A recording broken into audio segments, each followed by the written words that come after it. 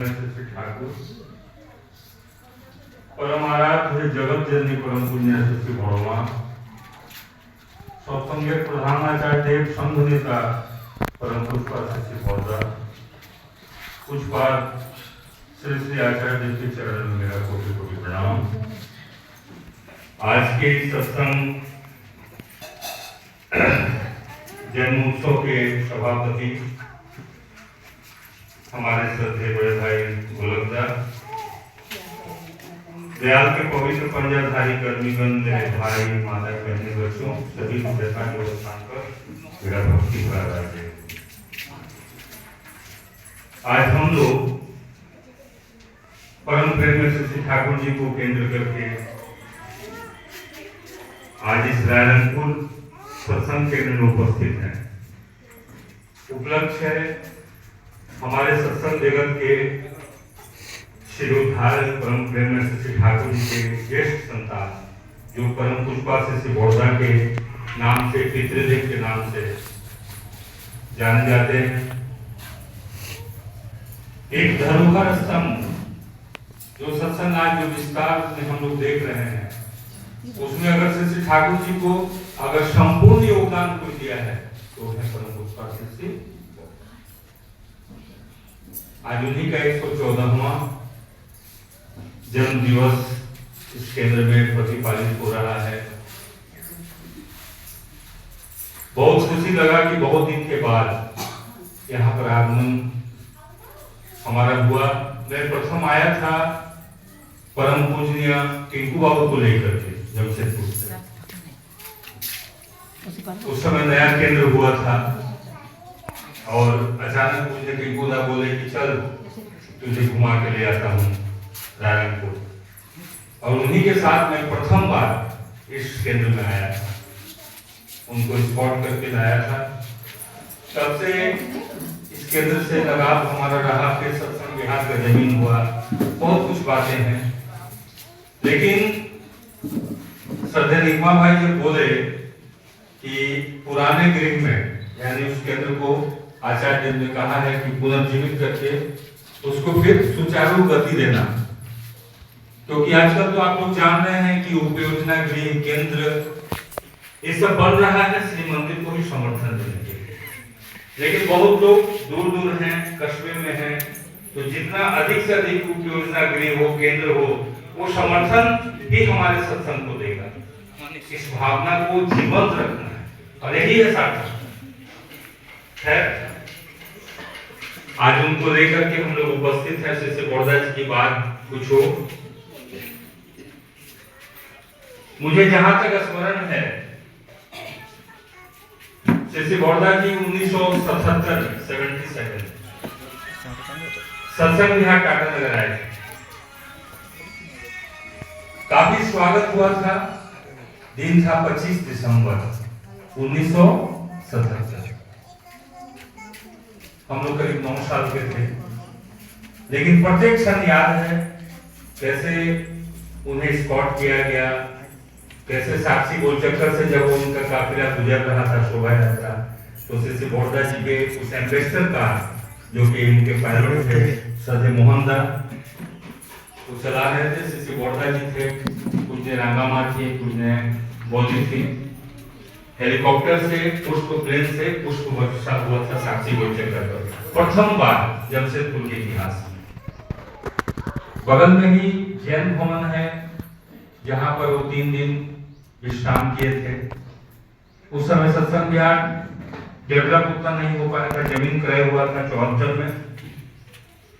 श्री बड़ौदा जी को जाने की इच्छा नहीं थी टाटा से, लेकिन आप लोगों को पता होगा कि जैन भवन जहाँ केरला समाज स्कूल पहले हुआ करता था, वहीं पर टाटा स्टील का मैंने वो छाई जो होता है रॉल से, जो लोहा से गल करके जो कचरा निकलता है वो डंप होता था।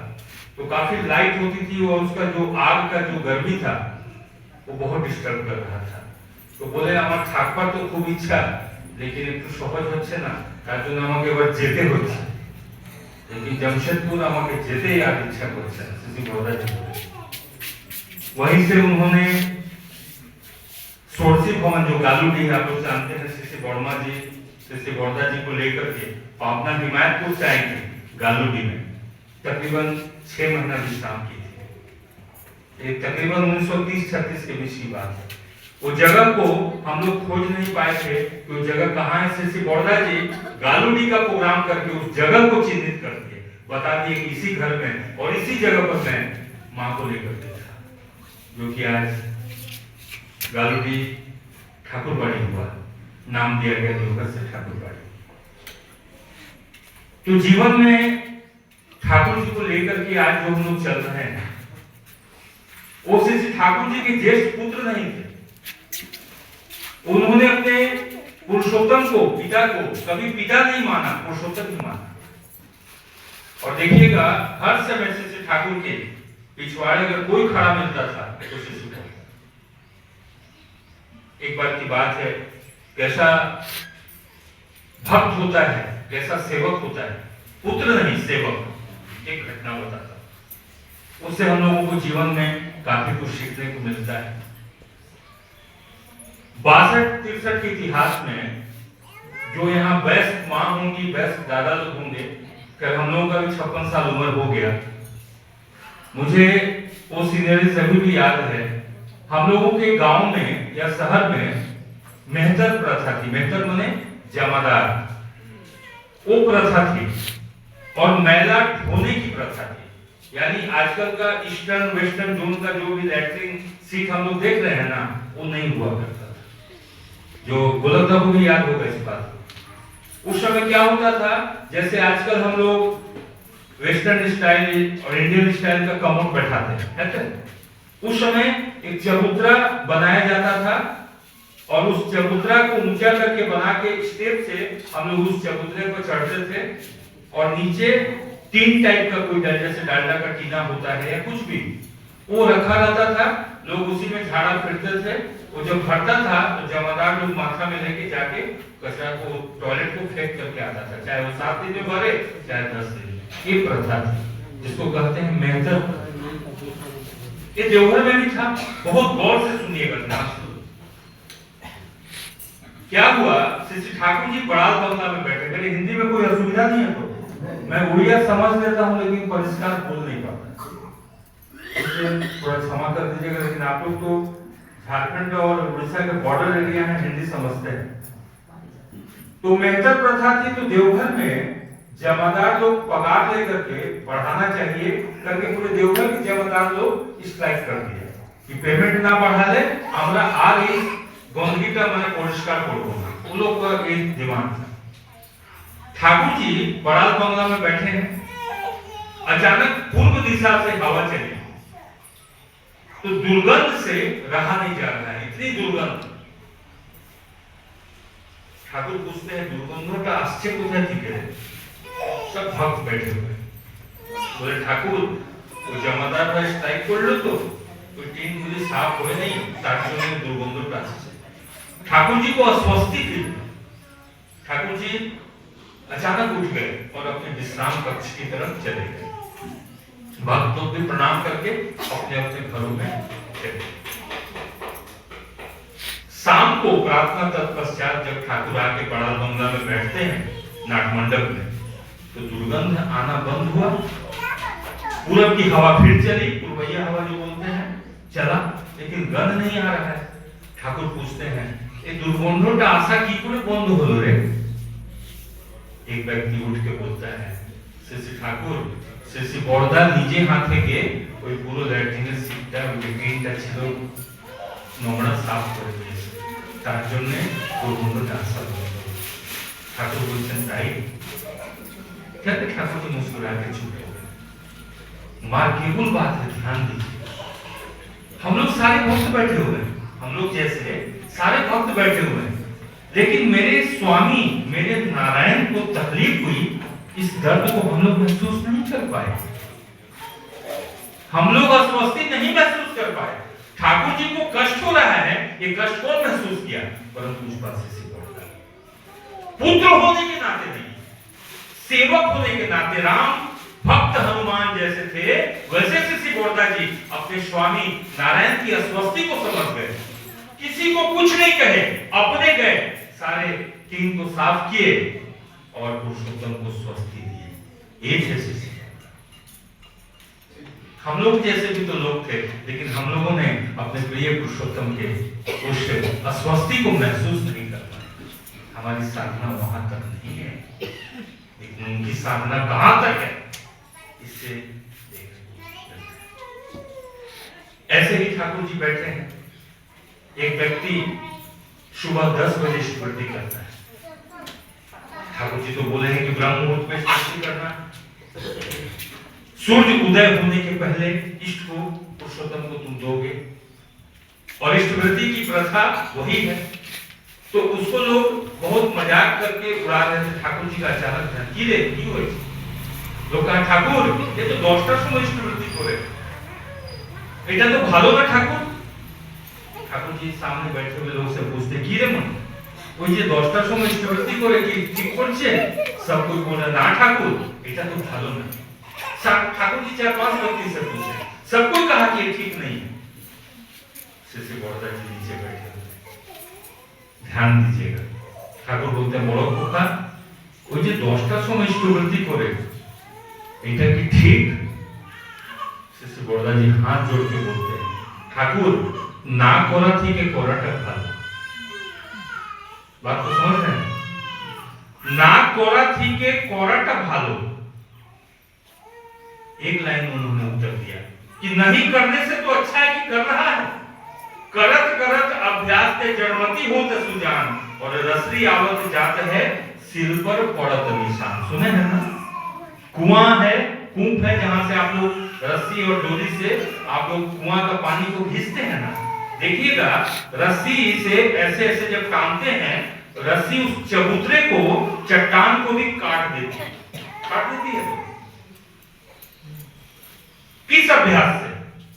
उस प्रत्येक दिन के खींचने के अभ्यास से उस चट्टान के कोर को वो डोरी जो रस्सा है वो काट देती है, जबकि वो चट्टान से मजबूत नहीं है, लेकिन प्रत्येक दिन के अभ्यास से उस चट्टान को भी काट देती है। अगर एक दिन में रस्सी चाहे कि मैं चट्टान को काट करके मैं उसको दाग कर दूं, रस्सी कट जाएगी पर चट्टान को दाग भी नहीं होगा एक दिन के अभ्यास से। तो करत करत अभ्यास से जड़मती होत सुजान, और रसरी आवत जात है सिर पर पड़त निशान। तो ना कोरा थी के कोराटा भालो। अगर वो 10 बजे भी कर रहा है तो उसके सामने तुम करके दिखाओ, तो तुझे देख करके वापस ब्रह्म मुहूर्त में आ जाएगा। लेकिन अगर कहोगे ऐसा बोल तू कर भी ना, तब तो छोड़ देगा। क्या जिस भावधारा में आएगा? हम लोगों को इसी का संशोधन करना है। हम लोग फट से कभी भी किसी व्यक्ति को डिमोरलाइज कर देते हैं अगर थोड़ा त्रुटि करता है। ठाकुर बोलते हैं अगर कोई भक्त से भूल भी होता है तो उसे तुम एकांत में बुला करके, सबों के बीच में नहीं, उसे एकांत में बुला करके उसके भूल को इस तरह से समझाना कि वो तुमसे हमेशा प्रेम कर सके। इतना ठीक की ना? हम लोग ऐसा नहीं करते। हम लोग क्या करते हैं, थोड़ा सा भी भूल हुआ 10 व्यक्ति के बीच में उसका तौहीन कर देते हैं। वो व्यक्ति डिमोरलाइज फील करता है और पता चलता है कि ठाकुर जी से जब कारण पता कीजिएगा तो बोलेगा गंगा दामा के एक কথাটা বলে দিল ওটা আমার ভালো লাগলো না। अरे भैया तू गंगा दा को पकड़ा था, तू तो ठाकुर को पकड़ा था। हमारे जैसे तो तुम्हें बदनाम करने के लिए, तुझे तौहीन करने के लिए 1000 मिल जाएंगे। मेरी साधना ऐसी होनी चाहिए कि मेरे और ठाकुर के बीच में तीसरा कोई नहीं। तब हम सत्संग जगत में बहुत विस्तार से ऊपर उठेंगे, अन्यथा हम वहीं रह जाएंगे। ये मेरे जीवन में, आपके जीवन में भी हो सकता है। तो ठाकुर जी ने अपने बड़ो खोखा के माध्यम से उस व्यक्ति को समाधान दिया। वो व्यक्ति इस बात को सुन करके संशोधन किया, आहिस्ता आहिस्ता वो पुनः वापस आ गया। कल ही की बात है, कल बावड़ा उड़ीसा में एक जगह है, जानते होंगे आप, मैं जाता हूँ। बावड़ा उत्सव में हमारे पिता का भी, सूरजदा का बहुत आगमन था बावड़ा में। वहां से एक शाहुदा करके लड़का फोन किया, डीपी वर्क चल रहा है कि दीक्षा पत्र अभियान। तो एक बच्ची है, उसने उसे जागृत किया कि भाई आप स्मृति क्यों छोड़े हैं। तो हम सुबह वही करीब 8-9 बजे उठते हैं, रात ड्यूटी से लौटते हैं, उठते मेरा नींद टूटता ही है 7:30-8 बजे, और हमको लोग बहुत बेइज्जत किया मंदिर में कि आप स्मृति छोड़ दीजिए, नहीं करने की आवश्यकता है। इसी के चलते आज हम 4 साल से ठाकुर जी को स्मृति नहीं करते। हम सारा फोटो घर से हटा दिए। उस बच्ची को डीपी वर्क में बोल रहा है, वो बच्ची अविलंब 1 घंटा समय निकाल के सारा आसन फोटो लेके उसके घर पहुंच गई। बोली ना मैं और करूंगा नहीं, मुझे बहुत बेइज्जत किया है। तो बोली कि आपको बेइज्जत गलत किया है। श्री ठाकुर जी कहते हैं कि आप 8 बजे करिए ना, ठाकुर कहीं नहीं बोले हैं। उसने अचानक बोले कि मैं आपको किसी ऋतिक से बात करा दूं, तुम प्रायोजित होगी, तुम पहले से सेट करके आई हो उसके दिमाग में। तो बोला बोलिए मैं आपको किससे बात कराऊं। तो बोला ऑल ओवर इंडिया के किसी एक ऋतिक से हमको बात करवा दो, मैं जिससे बोलता हूं। तो बोली कि हाँ बोलिए। तो उसने मेरा ही नाम लिया कि हमको गंगाधर से बात कराओ, मेरा नंबर तो उनके पास है। तो खोज करके मेरा नंबर निकाली, बात कराई। मैं श्री बड़ौदा जी के इसी प्रश्न को सुनाया, उसका विश्वास प्रगाढ़ हो गया, क्योंकि जो बच्ची जो बात कही थी वो बात मेरे बात से टैली कर गया। मेरा बात माने ठाकुर जी का, उसका विश्वास प्रगाढ़ रूप लिया। वो आज से पुनः ठाकुर को स्थापित करके घर में फिर उसी तरह से आगे बढ़ गया। ये काम होता है। दीक्षा पत्र अभियान क्या है? आप किसी के घर में जाइए, जाकर के देखिए उसके घर में लोग कैसे रहते हैं। अगर थोड़ा भी गलती है, आपको कुछ बोलने की आवश्यकता नहीं, आप उस गलती को सुधार दीजिए। आसन अगर सही नहीं है, हम आसन लगा देंगे, समझा देंगे ऐसे लगाने का। बहुत जगह देखिएगा दादा माँ लोग श्री बड़ौदा जी को भी सिंदूर दे देती है, ठाकुर जी को भी चंदन दे देती है। नहीं करना है ऐसा। ये डीपी वर्क सोचिए कि इस जन्म दिवस के माध्यम से मैं बहुत सारी बात को भी पहलू को छूना चाहता हूं। हमें उनके आसन को टच नहीं करना है। श्रेष्ठ जनों के चरणों में सिर देकर करे कोई प्रणाम, शुभ तो इसका होगा पर छिन्हो आयु उनकी जान। अपने से श्रेष्ठ को कभी भी पैर पकड़ करके, जैसे उड़ीसा में भी परंपरा है कि झुक करके प्रणाम करना है, लेकिन चरण को टच नहीं करना है। जितनी कहा जाता है शास्त्र में, गुरु से के पास से जितनी मेरी हाइट है उतनी दूरी बना करके प्रणाम करना है। गुरु प्रणाम नहीं करते। तो अपने से श्रेष्ठ को हमें नतमस्तक दंडवत के क्या बोलते हैं, मुंडिया मार बोलते हैं उड़ीसा में, मुंडिया मार। तो अगर सर भी झुकाना है तो थोड़ी दूरी बनाकर, इससे आपका मंगल होगा, उनका भी भला होगा। तो इस तरह से किसी के घर में गए, ठाकुर जी का आसन सही नहीं, आसन सही कर दिए। घर में सत्यानुष्ठान नारी नीति होना चाहिए, नहीं है ये नहीं बोलना है कि आपने इतनी से क्यों नहीं रखा, कुछ नहीं बोलिए, ला करके रख दीजिए। इष्टवृत्ति कैसे करना है बता दीजिए। अब भी लोगों को नहीं पता है कि मेरा इष्टवृत्ति कैसे जाता है। मैंने प्रायः सत्संग विहार टाटा नगर में बैठ करके देखा है, आज भी लोगों का इष्टवृत्ति में काफी भूल है। आप लोग ऋतिक देवता हैं, कॉन्फ्रेंस में डिक्लेरेशन है कि ऋतिकी 3, 5, 7 डिक्लेयर हो चुका है। आप लोगों को स्मरण होगा कि ऋतिकी 3, 5, 7 ये 3 कॉलम में चूज करना है। ये 1, 2 का परंपरा किया, 8 रुपया 9, 10 डालना ही नहीं है। 3, 5, 7 3 कॉलम में संदेह कार्तिक दास सत्संग सेक्रेटरी पुष्पाल श्री दादा के समक्ष डिक्लेरेशन किए थे, हम लोग भी थे। इष्टवृत्ति अगर 1 रुपया करते हैं, 30 रुपया इष्टवृत्ति हुआ। दक्षिणा संगठन देखिएगा लोग इक्वल लगाता है, 1-1 डाल देता है ना, होए कि नहीं का आप लोग देखते होंगे। कभी भी इक्वल ठाकुर के समय से नहीं था। देखिएगा 13 पैसा दक्षिणा था, 12 पैसा संगठनी था ना दादा, यानी 1 पैसा दक्षिणा ज्यादा था, 1 पैसा संगठनी कम था। यानी ठाकुर जी दक्षिणा को ज्यादा रखे हैं, संगठनी ऑर्गेनाइजेशन को उससे कम रखे हैं। तो हमको 2 रुपया दक्षिणा, 1 रुपया संगठनी डाल देना है, 3 रुपया दक्षिणा, 2 रुपया संगठनी डाल देना है। और करके फिर देखिएगा प्रणामी में लोग 1 रुपया घुसा देता है, यानी अगर 39 हुआ तो 40 करने के लिए 1 रुपया प्रणामी कर डालते हैं। ये भी बहुत गलत है। प्रणामी का मंत्र है, क्या मंत्र है? पुरुषोत्तम वंदना, वंदे लोक तिलकम शाश्वत वार्ता कहते हैं ना, उसको संपूर्ण प्रणामी को देख करके कोई भी शुभ मुहूर्त में, ब्रह्म मुहूर्त में, कोई विवाह के वार्षिकी में, जन्म दिवस में, कोई भी अच्छा मुहूर्त में प्रणामी करके उस कॉलम में प्रणामी को दीजिए। आचार्य वृत्ति अगर करता हूं, आचार्य वृत्ति भी दीजिए, मंत्र के साथ दीजिए, तब जाके सार्थकता है। अन्यथा पांथा भाते पानी भात में घी डाल दो, क्या हो?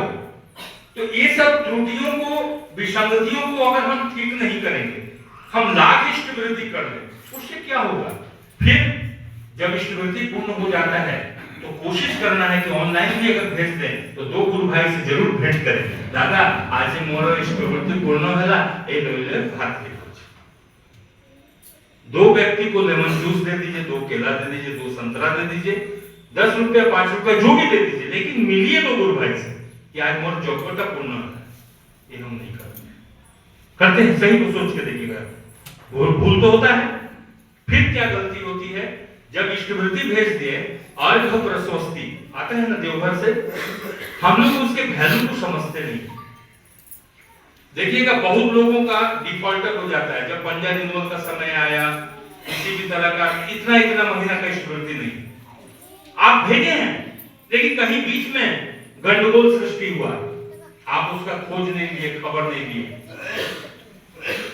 जैसे बड़ौदा जी बोलते थे कि जब तक तुम्हारा अर्घ परम पिता तक नहीं पहुंच जाए, वहां से पावती स्लिप जब तक नहीं पा लेते हो, तब तक समझना तुम्हारा अर्घ इष्टार्घ अधूरा है। मेरा इष्टवृत्ति, मेरा इष्टार्घ इष्ट तक पहुंचा कि नहीं पहुंचा, जब तक पावती यानी कि काउंटर स्लिप मेरे तक ना पहुंच जाए पहुंचने का, तब तक समझना कि तुम्हारा इष्टार्घ अधूरा है। यानी हमारा पहुंचा जब तक नहीं तो अधूरा है। तो उसका खोज लेना, खबर लेना। बेटा मेरा बेंगलोर रहे, किसी का बेटा चेन्नई में रहे, उसको जब हम मनी ऑर्डर करें चाहे ऑनलाइन भेजें, जब तक डिलीवर्ड नहीं होता है तब तक बाप का कैसा बेचैनी रहता है कि बच्चा को मिला नहीं। 10 बार फोन करके पूछते, बेटा अकाउंटेंट टोंका आसिला, पूछते कि नहीं पूछते? तो आप पुत्र से प्रेम है इसलिए पूछते हैं। तो इष्ट से भैया मेरा प्रेम कैसे नहीं जगता, उसकी चिंता क्यों नहीं होती? तो इस चिंता से सोचना है कि जब बाल बच्चे जीव और पुओं के लिए जब इतने चिंता हो तो फिर पुरुषोत्तम के लिए क्यों नहीं? ये चिंता करना, तब प्रेम अपना रंग चढ़ेगा।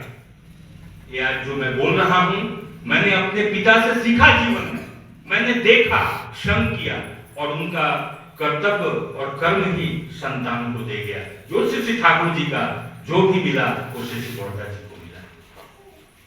आज उसी का लाभ हमारे पुष्पाल श्री दादा से लेके पुष्पाल श्री आचार्य देव पूजने अविन बाबू, इस सबों में जो समाहित हो रहा है, वो ठाकुर जी से जो सिलसिला चला है, वो कर्म के माध्यम से, संतान संतति के माध्यम से वो विस्तार पा रहे हैं, चैतन्य की तरफ जा रहे। तब ना उस चैतन्य का लाभ हम लोग ले पा रहे हैं, आप ले पा रहे हैं। तो अपने को वैसा बनाना पड़ता है। बहुत घर में देखिएगा सुबह शाम प्रार्थना नहीं होती है। हमारे परम पूज्यपाद श्री आचार्य देव ने यहाँ तक कह दिया कि जिस घर में सप्ताह में एक दिन भी प्रार्थना नहीं होती है, उस घर के परिवार से मेरा हाथ जोड़ के क्रमबद्ध प्रार्थना है कि एक दिन शुक्रवार के दिन कम से कम तुम लोग एक समय के प्रार्थना में पूरे परिवार बैठो, सप्ताह में एक दिन तो बैठो। वो जो आनंद तुम लाभ करोगे, वो आनंद का तुम फिर वर्णन हमसे आगे करना। ये आचार्य देव ने कहा है कि जिस घर में प्रार्थना नहीं होता, यानी हम ठाकुर जी से मांगते हैं अपने लिए, ठाकुर के समक्ष जो भी हम प्रे करते हैं अपने लिए, हम ठाकुर जी के लिए प्रार्थना नहीं करते हैं। इस केंद्र में, श्री मंदिर में कहीं भी जाकर के अगर हम प्रे करते हैं तो हम अपने लिए करते हैं, ना कि हम किंबा ठाकुर के लिए। हम प्रार्थना अपने लिए करते हैं।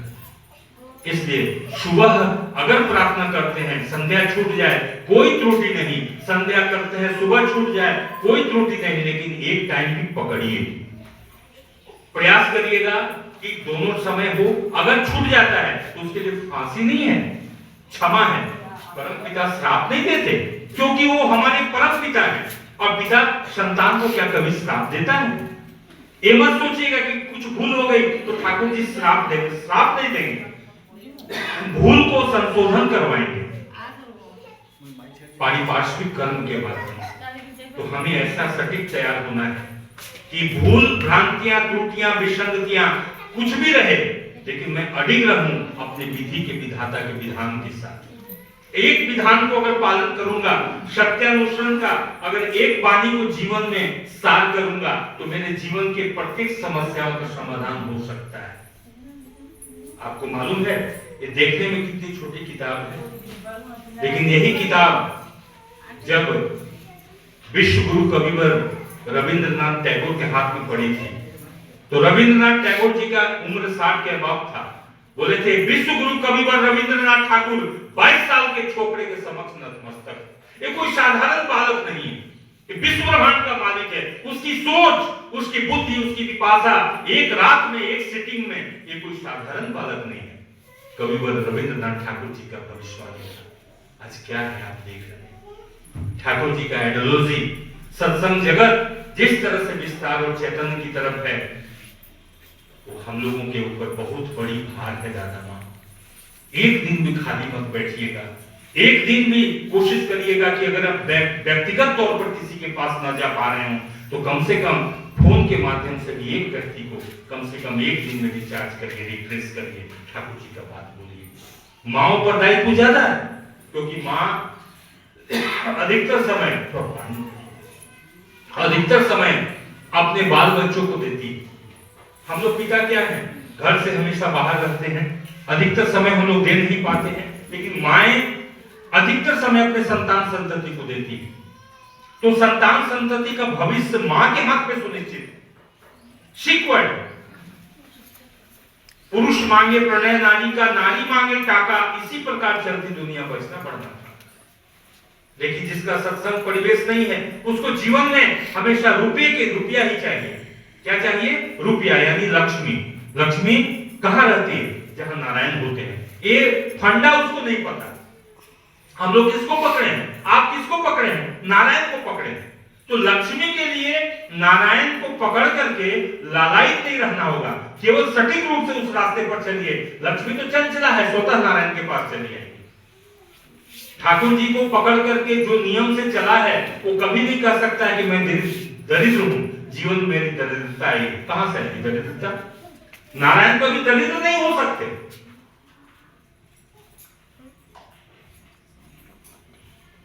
ठाकुर को पकड़ करके, समय लगता है पार हो रहा है, 1.5 घंटा का प्रोग्राम है आपका। 2 घंटा उसी तो, हाँ 2 घंटा उससे मैं 5 मिनट मुझे नारायण कभी दरिद्र नहीं होते, याद रखिएगा।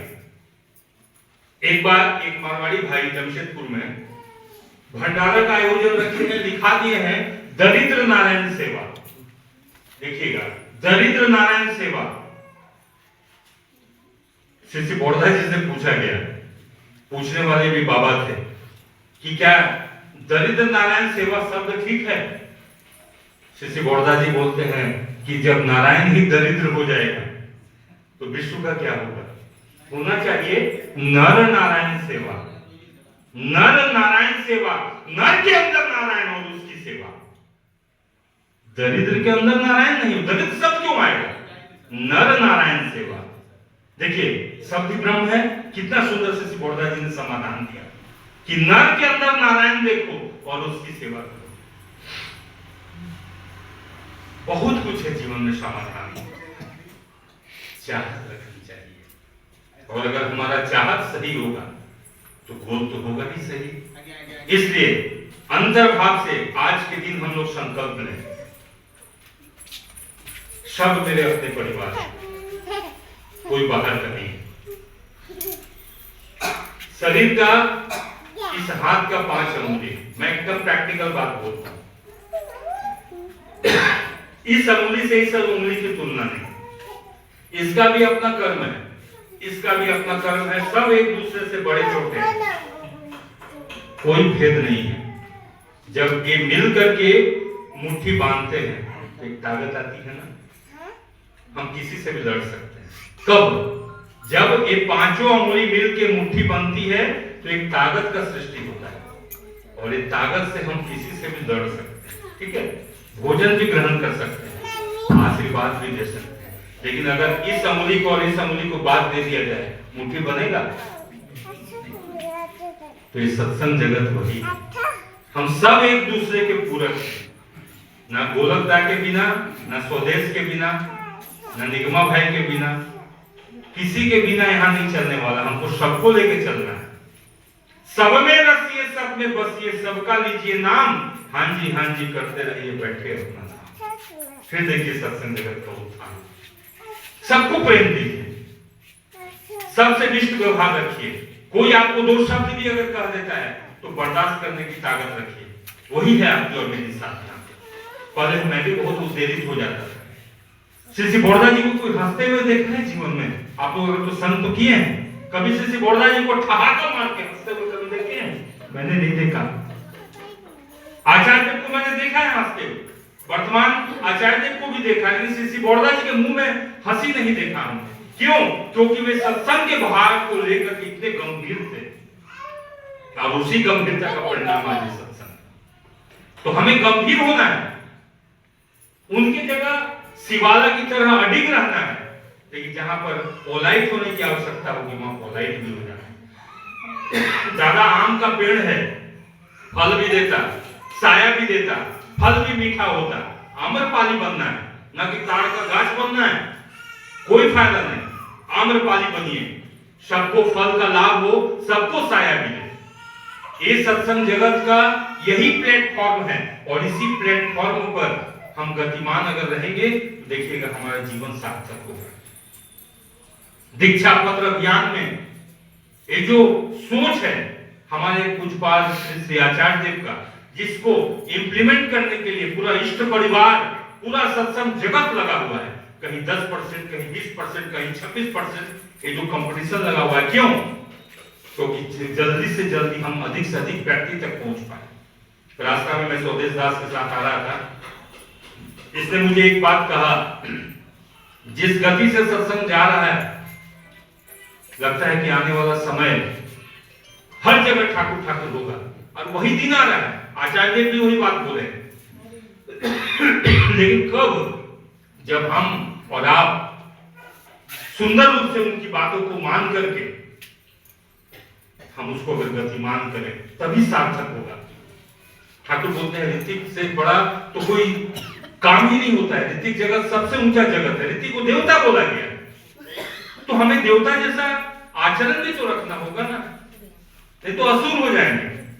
देवता नहीं होंगे तो दानव होंगे, तो देवता जैसा हमें आचरण भी रखना है। हमारे पास आकर के कोई भूखा नहीं लौटे, हमारे पास आकर के कोई निराश न लौटे। हम नहीं समाधान दे पाएंगे, लेकिन माध्यम तो हो सकता है ना। आज फक्र होता है एक बात का, बताता हूं।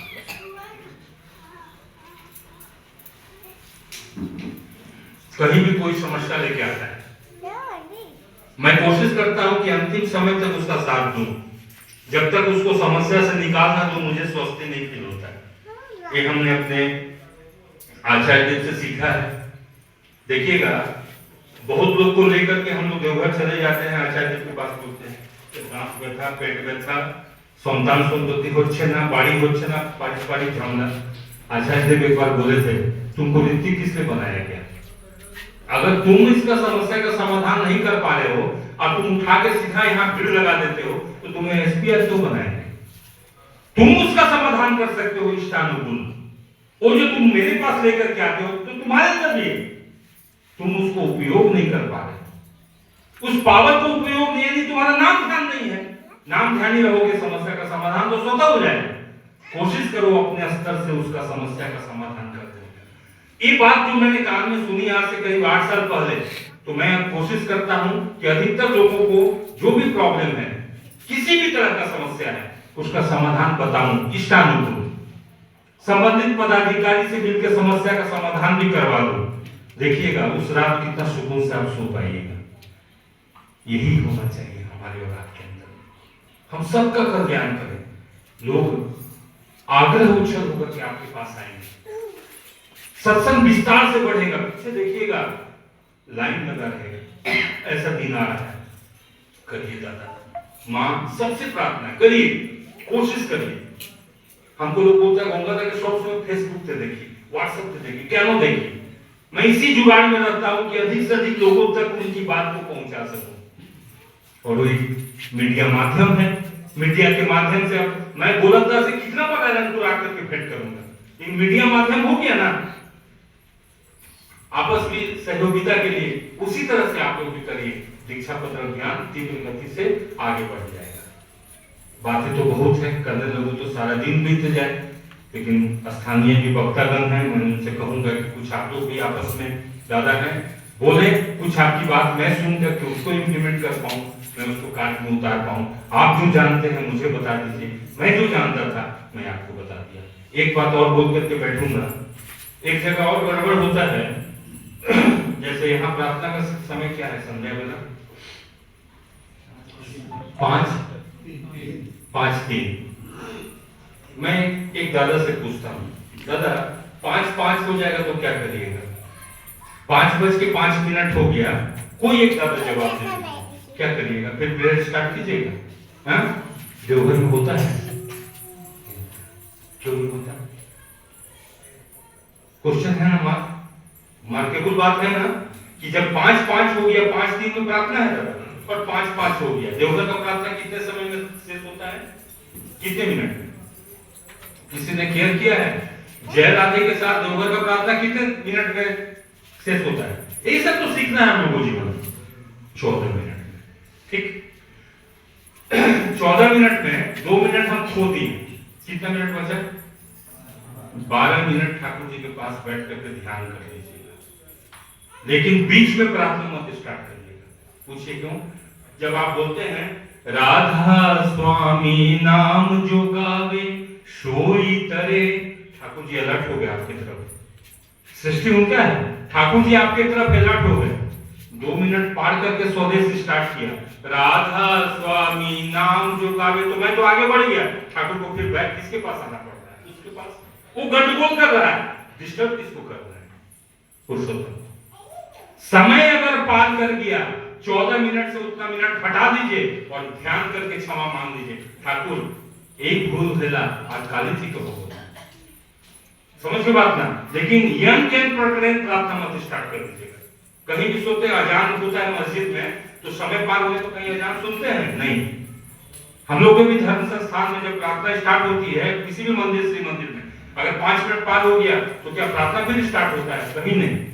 लेकिन बहुत गुरु भाई लोग ये भूल करते हैं, डीपी वर्क में इसको भी शामिल करिएगा कि अगर आप समय पार कर दिए, समय लौट के नहीं आता, तो समय को जो आप खो रहे हैं, 14 में से उतना मिनट घटा के नाम ध्यान करके उसको ऑब्जर्व करें, ठीक ना?